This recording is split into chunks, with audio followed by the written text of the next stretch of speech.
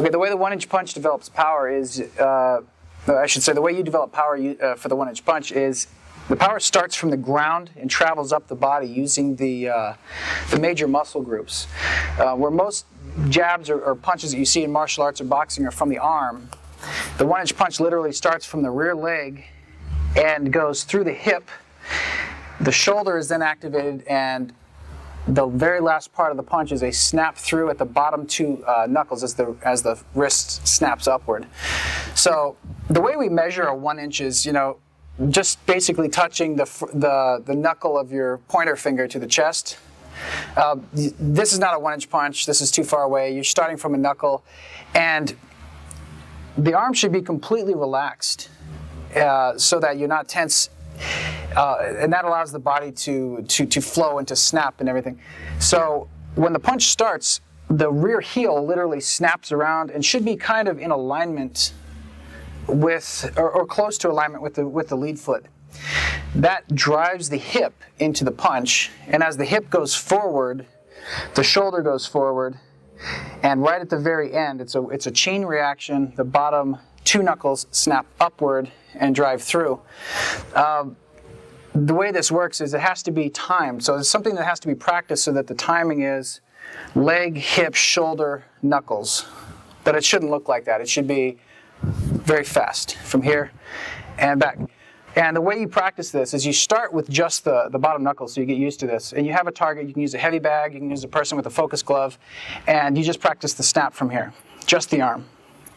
Then you practice adding the shoulder. Okay. Once you have the shoulder, you add the hip. And once you have the hip, you add the foot.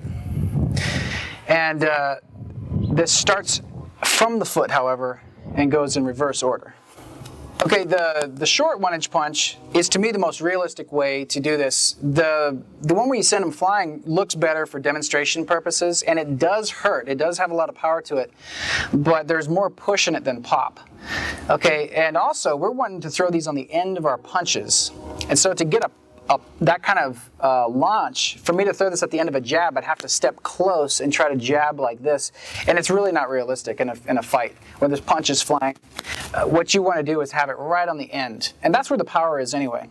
So I'm going to demonstrate the way it looks when you just pop. And again, he's not going to fly as far, but he's going to feel it more inside.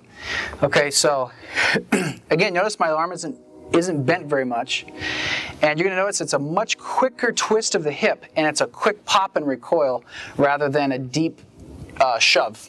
Okay.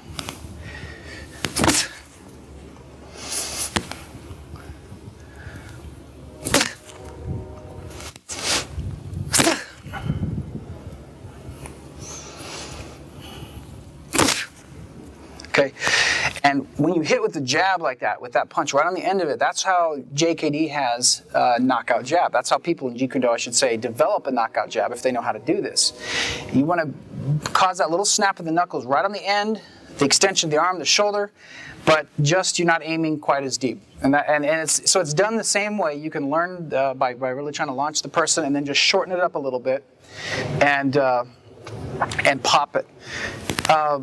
You can do this on your cross as well. Most people don't know, but most of the time we turn our cross over, so it's not always as effective.